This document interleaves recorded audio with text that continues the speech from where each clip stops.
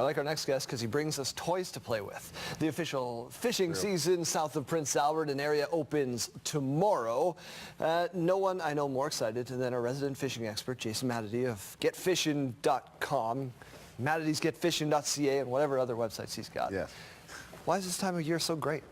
Well, first of all, I feel like I've been in purgatory for a month. You know, as we switch from ice to open water, it's been difficult. I mean, I could have gone out for trout, didn't get the opportunity, but this is the official opening of all things that swim in the southern part of the province. All right, and so get me ready. it's time to get ready to do it. Let's do this thing. Yeah. How do we do this?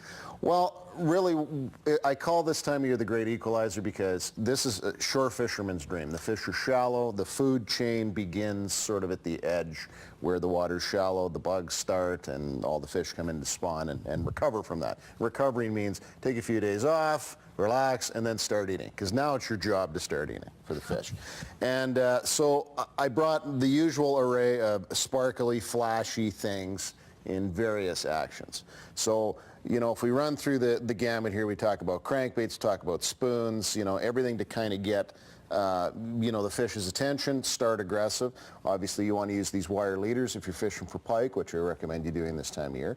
And slow it down a little bit with jigs, you know, which is a slow hop and pop. And then the pickerel rig is really what I would focus on if you want to catch some walleyes and some carp at this time of year, because there's plenty of carp, and boy, are they fun to catch. You touched on it a little earlier, but why are they closer to shore?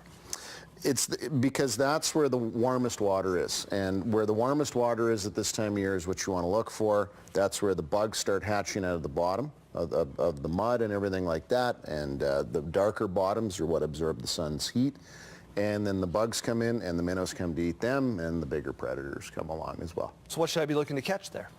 Well, as I say, carp are one of the species that bite quite regularly at this time of year. I know a lot of our new Canadians enjoy them as table fare. They're a stronger tasting fish if you do keep them. I don't eat them myself. I would rather eat perch and walleyes because they're a little bit milder, and that's what we're used to. But we're using worms and a weight on the bottom, or fairly a simple traditional stuff. pickerel rig. Yeah, and here's the thing, you throw it out and you watch the rod tip, and when it bends in half, or in the case of carp, because they're so big, when your rod starts flying towards the water, grab it and bring them in, basically. Anything else I need?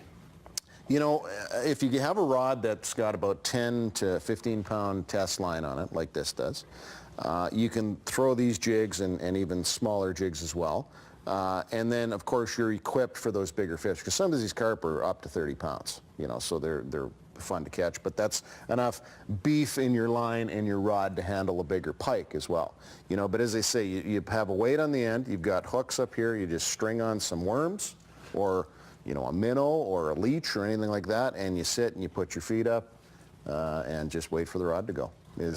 Especially if they're not responding to the faster technique, you go super slow, which is to stop it completely and have them come and find the bait. Fairly simple stuff. You're always out in the community. Tell us what you got coming up and what people can expect.